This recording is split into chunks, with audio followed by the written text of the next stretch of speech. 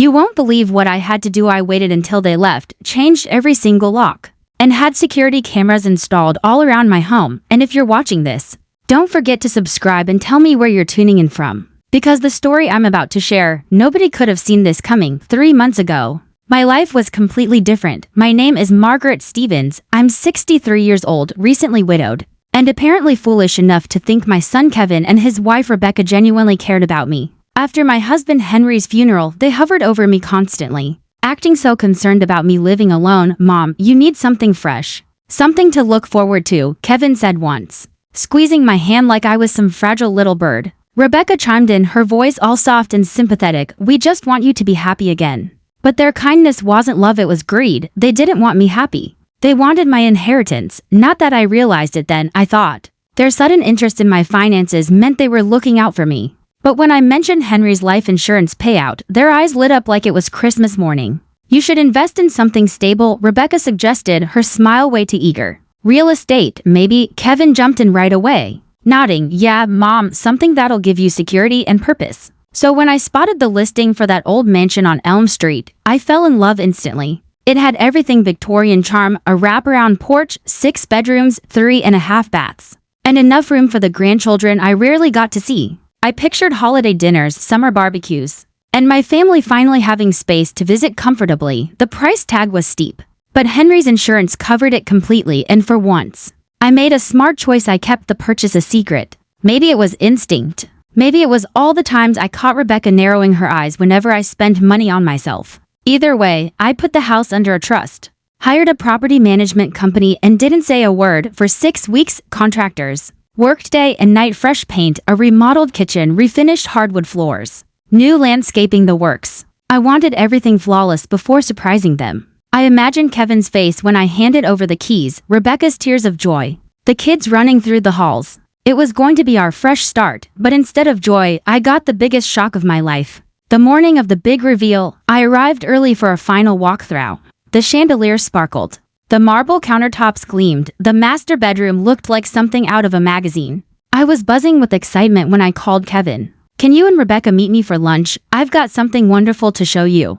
His reply stopped me cold. "Actually, Mom, we're out house hunting today. We found this amazing place that could be perfect for us." "House hunting?" I asked, confused. "Yes," he said carefully, like he was bracing for me to argue. "We're planning for a family expansion." My heart skipped a beat. "Oh, are you having another baby?" "Well, not exactly. Rebecca's parents might be moving in with us. Her mom's arthritis is getting worse, and her dad needs help with his medications. We really need a bigger place." I forced a smile, thinking what perfect timing this was. "That's wonderful, honey. Where are you looking?" His answer hit me like a brick. "This gorgeous Victorian on Elm Street, 6 bedrooms. Huge kitchen, perfect for multi-generational living." The only problem, Kevin admitted, was the asking price. "It's way out of our range." My stomach dropped. They were talking about my house, the one I'd already bought. My big surprise was about to become their crushing disappointment unless, of course, Kevin. "What if I helped with the down payment? Call it an early inheritance."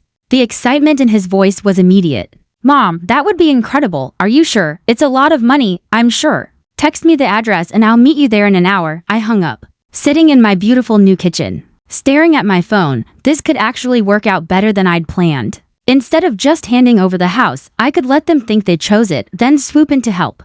They'd feel like equal partners instead of charity cases. But when I pulled up to Elm Street and saw Rebecca pacing the front yard like she already owned the place, my stomach twisted. She was on the phone, gesturing at the garden I just paid to have landscaped, pointing toward the master suite I had designed for myself. I parked across the street and watched. Kevin joined her, and the two of them spent 20 minutes measuring windows and debating furniture placement. They weren't looking at it like buyers, they were planning like homeowners. That's when I realized my mistake, not buying the house, but trusting them enough to let them see it before I told them it was mine. So I decided to test them. When they finally waved me over, I plastered on my best impressed face and let them give me a grand tour of my own home. "Look at this kitchen, Mom," Rebecca gushed, running her hands across the marble countertops I had agonized over for weeks. "I can already see myself hosting dinner parties here. And this master bedroom," she led me upstairs, "it'll be perfect for Kevin and me. Your room could be the one next to the guest bathroom, small but adequate."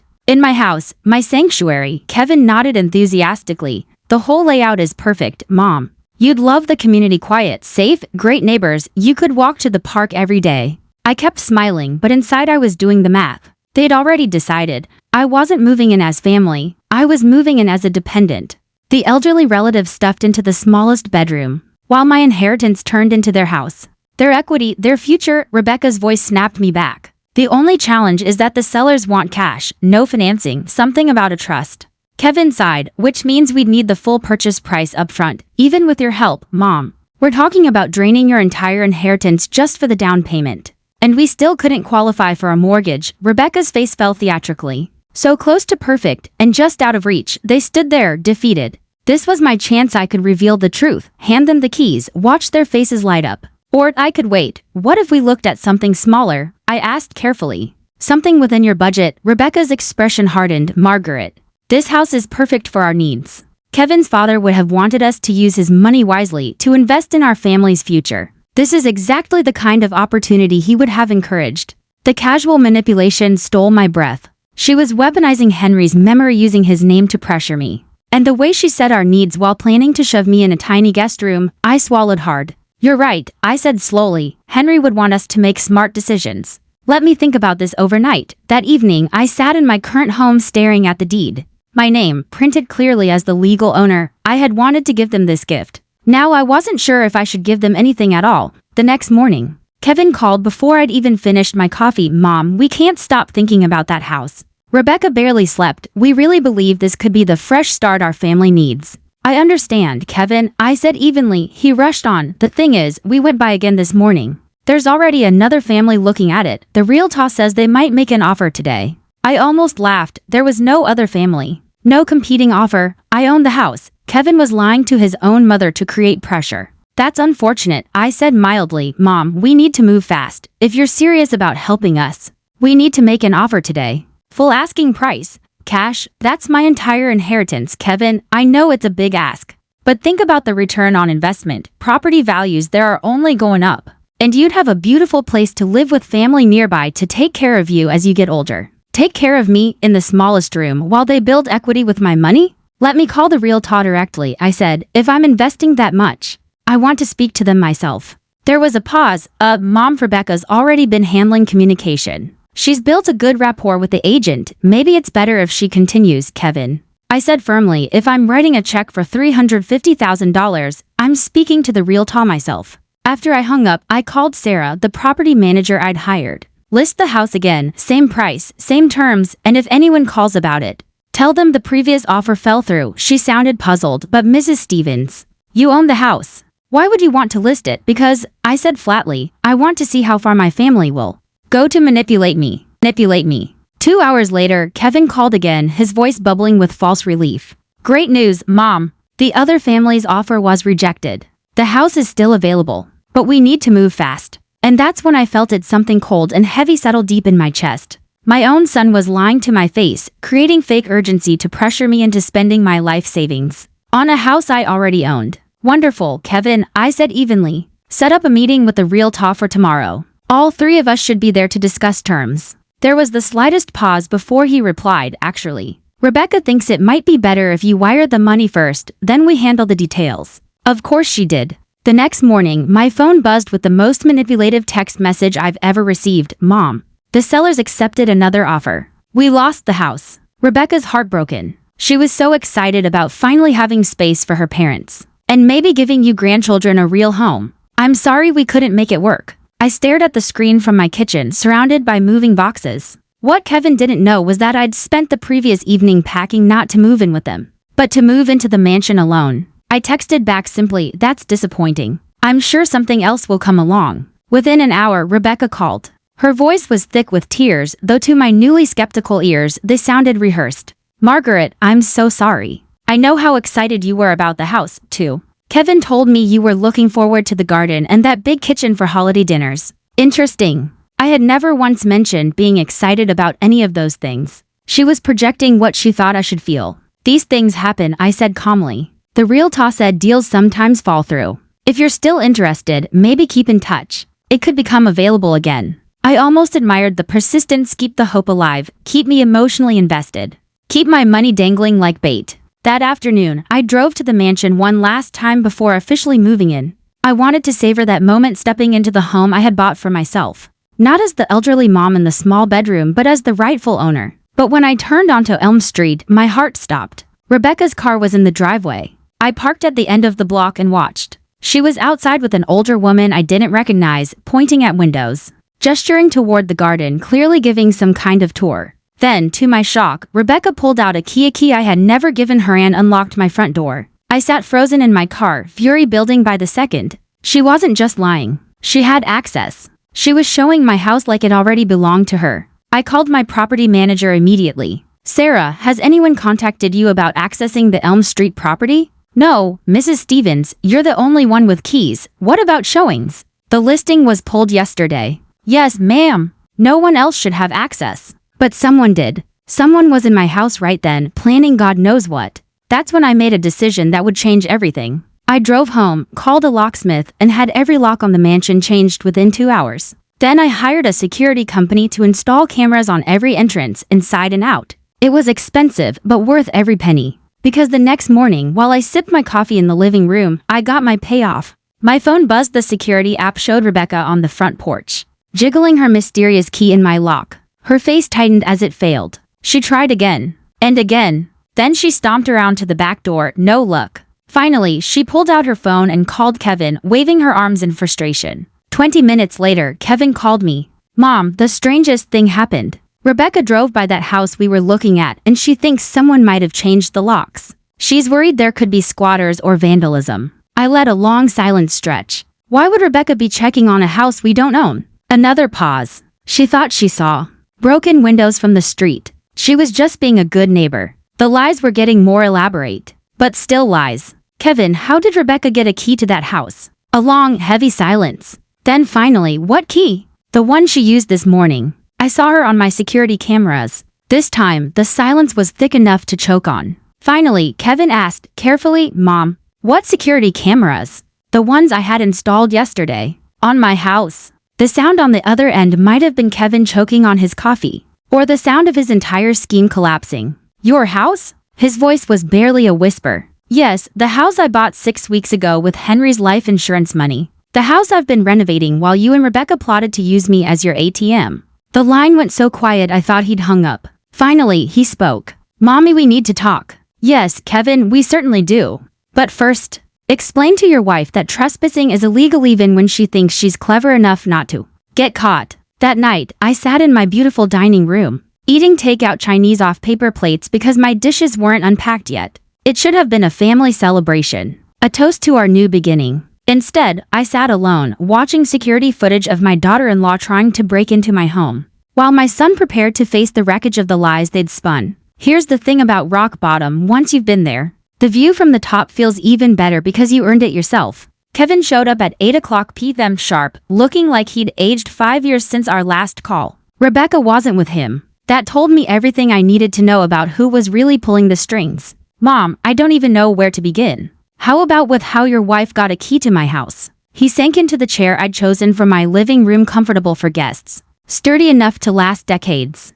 The irony wasn't lost on me. She befriended the property manager's assistant, Kevin admitted. Told her she was your daughter-in-law. Said you'd asked her to check on the renovations while you were grieving. The assistant gave her a key for family access. I had to admire the audacity even as my blood boiled. So Rebecca's been monitoring my house for weeks. Kevin nodded, defeated. She found out 3 days after you signed the papers. Your bank called to verify the wire transfer and Rebecca answered your phone. She told them she was your financial power of attorney. The lies just kept getting bigger. I never gave her power of attorney, I know. But the bank rep didn't ask for documents. She got enough information to figure it out. I poured myself a glass of wine, noticing how steady my hands were. 6 months ago, this kind of betrayal would have shattered me. Now it just confirmed what I already suspected. So instead of talking to me, you tried to manipulate me into funding a mortgage on a house I already owned. Kevin's face crumpled. It was Rebecca's idea. She thought if we came to you directly, you'd get defensive about spending that much money. She said if we made it look like our idea, you'd feel better helping us. Helping you buy a house from myself? We didn't think you'd actually want to live there alone. Rebecca figured you'd downsize eventually, maybe move into a senior community. We'd buy it from you at market value. You'd get your money back plus appreciation. Everybody wins. I stared at him, the boy I raised to be kind and honest, now talking like a stranger. Kevin, do you hear yourself? You plan to trick me into funding your dream, then convince me to sell it back to you later. That's not a plan. That's fraud. He buried his head in his hands. We never meant for it to go this far. Rebecca just got excited. Started planning, making lists, imagining it all. All of us, I said bitterly. With me tucked away in the smallest bedroom. That was never the plan. I pulled out my phone and showed him the security footage, Rebecca trying keys, circling the house, peering in windows, calling him in frustration. This wasn't the plan either, I suppose? The next morning, Rebecca finally called me herself. No sweetness left in her voice. Margaret, Kevin told me about your little revelation. I think there's been a misunderstanding. Oh, I understand perfectly. You've been plotting to defraud me for weeks. That's a harsh way to put it. We were trying to find a solution that worked for everyone. I almost laughed. A solution where you get a mansion and I get a small bedroom and the privilege of paying for it. You're twisting our intentions. We never wanted to hurt you. Rebecca, you answered my phone and impersonated someone with legal authority. You got keys to my house under false pretenses. You've been showing it off to other people. Tell me what part of that was supposed to help me. A long pause. Then her voice shifted, colder. Supposed to help me. A long pause. Then her voice shifted, colder. Fine, you want to play hardball? You bought that house to manipulate us. You knew we were looking in that neighborhood. You bought it just to dangle it in front of us, then rip it away. The accusation was so absurd, I actually laughed. Rebecca, I bought that house as a gift. I was planning to hand you the deed and tell you it was yours. Right, that's why you kept it a secret for 6 weeks. I kept it secret because I wanted it to be perfect before surprising you. I had contractors working around the clock for you.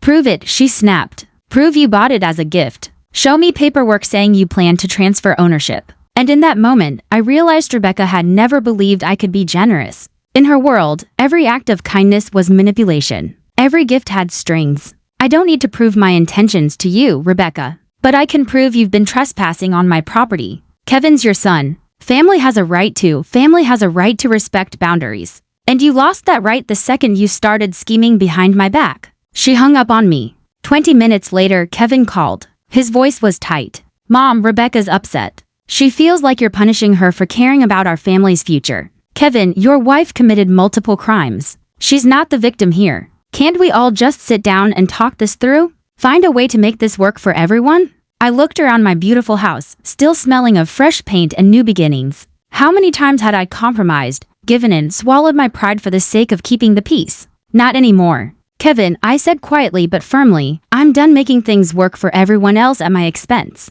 For 2 weeks, my phone never stopped. Kevin in the mornings, Rebecca in the afternoons, sometimes both at night. The pattern was predictable: guilt, bargaining, anger, then guilt again. And then Kevin dropped the bomb. Mom, Rebecca's pregnant. I froze. Pregnant? She just found out. We weren't going to tell anyone yet, but with everything going on, his voice carried a weight. This wasn't news. It was ammunition. Congratulations, I said. I'm happy for you both. Kevin didn't even pause. The thing is, with a baby coming, we really need more space. Rebecca's morning sickness is already bad, and she's worried about stress affecting the pregnancy. There it was, the pregnancy card. Played exactly when I was finally strong enough to hold my boundaries. Kevin, I understand you need more space. There are plenty of houses in your price range. But Mom, this house is perfect. Rebecca's already planned the nursery. Picked out paint colors. She's emotionally invested in my house. The one she tried to steal. She never tried to steal anything. She just got excited. I hung up and called my lawyer.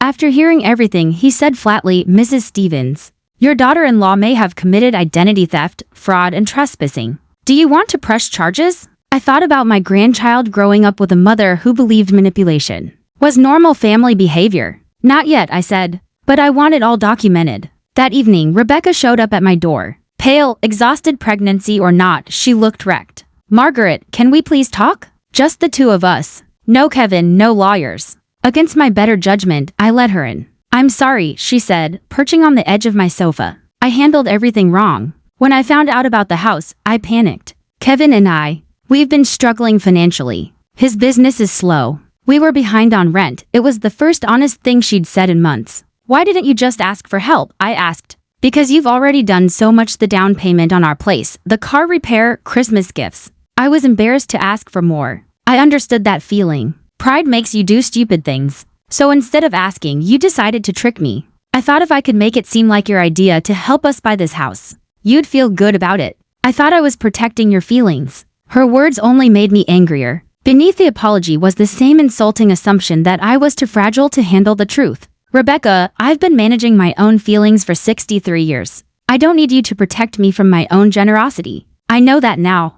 I made a mistake." "You made several," I said. "Identity theft, fraud, trespassing, lying to my son." She flinched. "Kevin doesn't know about all of it." "What doesn't he know?" Rebecca glanced around my living room, avoiding my eyes. "He doesn't know I planned to convince you to sign the house over to us as an early inheritance. My uncle said it would save on estate taxes. I thought once we were living here, I could bring it up casually." Something cold settled in my stomach. This wasn't just manipulation, it was a full-blown scheme. And if I refused, I would have suggested transferring assets early so nursing home costs couldn't take them later. Every word was worse than the last. Carefully researched tactics to separate me from everything I owned. "Rebecca, what you're describing is elder financial abuse." She stiffened. "That's not what this was. What else would you call systematically planning to trick me into signing away my property?" "I was trying to help our family." "No, you were trying to help yourself. At my expense." We sat in silence, the sound of children playing outside drifting through the window.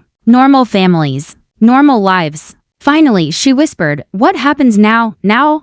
You and Kevin figure out your own housing without my money or my property. You budget. You get jobs. You live within your means. And that baby grows up with parents who know the difference between asking for help and committing fraud." Rebecca broke down sobbing. "Margaret, please. We could still make this work. You could live here. We'd pay rent. Everyone gets what they need." I shook my head. "Rebecca, the fact that you think I should still trust you tells me you don't understand how badly you've behaved." 6 months later, I hosted my first dinner party in the mansion. Not for Kevin and Rebecca. Not for her parents. For my neighbors. The couple who brought me flowers when I moved in. The widow across the street who invited me to her book club. The young family whose kids carried my groceries. People who had shown me more genuine kindness in 6 months than my own family had in years. Kevin and I were slowly repairing things. He called every Sunday now. The conversations were awkward but honest. He'd apologized, insisted on counseling, and was trying to understand how he let Rebecca's schemes poison his judgment. Rebecca and I kept it polite. She'd had a healthy baby girl, my granddaughter. I visited once a month. Rebecca smiled, civil on the surface. But I could see it in her eyes, she still believed I had overreacted. Then my lawyer called. "Mrs. Stevens," I dug into Rebecca's past. This wasn't her first time. 5 years ago, her grandmother signed over her house to Rebecca's parents. Same tactics, fake concern, pressure, tax talk. The grandmother died in a nursing home 2 years later. The house was sold immediately after the funeral. I sat in silence, realizing how close I'd come to the same fate. If I hadn't kept my purchase quiet, if I hadn't trusted my instincts, I could have ended up just like her grandmother, tricked, discarded, forgotten. Instead, I was here, in my home, surrounded by people who wanted me, not my assets. My phone buzzed. A text from Kevin. "Mom, Rebecca wants to know if you'd consider being the baby's guardian in our will, in case something happens to us." I stared at the message, thought about trust, responsibility, the difference between love and enabling. I replied, "I'll consider it if Rebecca completes a financial literacy course and commits to therapy for a year." His reply came fast. "She says that's unnecessary. We just need a yes or no." I deleted the conversation. Then I went back to planting my garden. Because some people never learn. But some of us learn just enough to save ourselves. And sometimes that's the only victory that matters. Thanks for listening. Don't forget to subscribe and share your story in the comments. Thanks for listening. Don't forget to subscribe and share your story in the comments.